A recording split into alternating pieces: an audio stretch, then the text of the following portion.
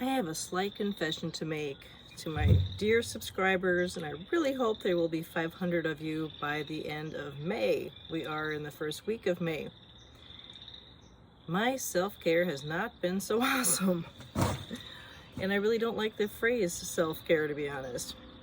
So for today's episode, I'm going to talk about 4 tips for how to make your self-care or your treatment of yourself better. Are we ready? Thanks for listening. I have just been exhausted by trying to be a better entrepreneur, a new business owner. We have a recycling company we bought into a couple months ago, and I decided to help out more with it. Plus, I have a marketing company, and I've just been going through a lot of medical issues. So I have to admit, this past month has not been classic in terms of production for my YouTube channel. I like to come up with something new every single week, and I actually rehashed some old things. And what's more, I can't even find, or shall we say, make work the microphone that I use on my iPad, so now you get to hear all the background noise.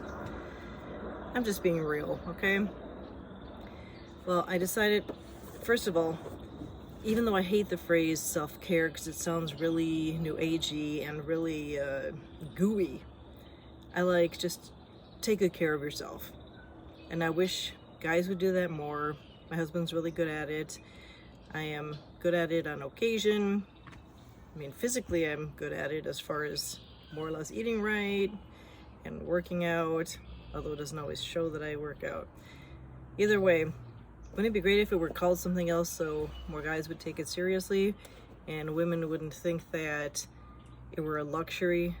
It's a freaking necessity, okay? To take time for yourself, to relax, to rejuvenate, to be creative, to make room in your brain to be creative, or to do absolutely nothing. All those constitute self-care. Let's come up with a better phrase, shall we? I don't know, comment below. Help me out here. What's a better phrase than self-care? Something that is more digestible by society. I'll give you a sneak preview of the 4 things I'm going to talk about. Real Simple magazine, Experience Life magazine, a puzzle, and Toastmasters. What do all these have in common? They are my ways to rejuvenate my brain and get more relaxed and then feel more invigorated. Because the past couple months I have not been invigorated, I've just been making it through after having had a big car crash and getting a concussion. Anyhow, Toastmasters. Why Toastmasters?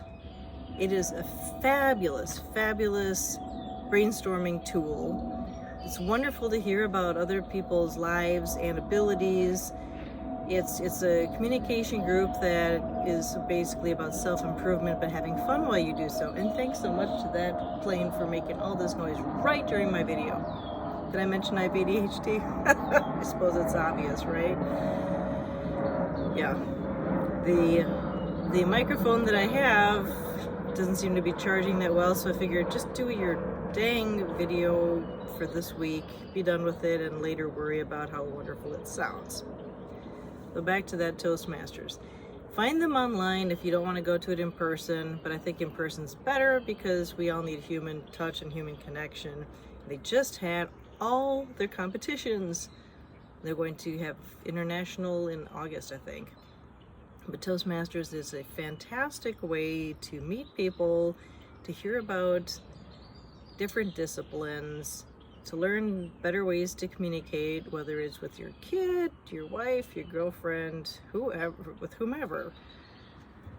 And I just loved watching their speech competition, categories they call table topics, and then seeing how, well, they don't evaluate speeches in person. I mean, shall we say, not during the competition. They just evaluate it as judges and then put in the score. But during a regular Toastmasters meeting, yeah, they evaluate the speeches and you learn from it in a very user-friendly way. The other one was puzzles. I absolutely love doing puzzles, and I have to admit, I haven't done them in months. I haven't quite figured out why, but they really help with brain synapses because, as I was taught by my occupational therapist, doing the puzzles really helps you with your focus, with analytical skills, with using your eye muscles. It gives me reason to do this puzzle. This is the 500 piece. I will not go under 500. But I'm excited to do this shoe one, not because I love shoes, but just because it's really colorful. And there apparently, I think, is a gigantic puzzle store. Oh, I have to check on which mall it was in, but I'm excited to check it out because as much as I hate shopping, I love puzzles, and I would love to be surrounded by all sorts of colorful puzzles. And then I glue it together in the end. I have a dog puzzle in the living room that's missing one piece. Oh God, just one piece. And yet a former boss suggested to me that I create my own piece. Like if it's a piece of the dog foot or something, just color it in with whatever the rest of the color of the dog was. I can do that. Why not? So you use puzzle glue to stick it together, and then I figure I'll just donate it to someone. Why not? Maybe a nursing home wants it. Anyway, so puzzles are the next tip.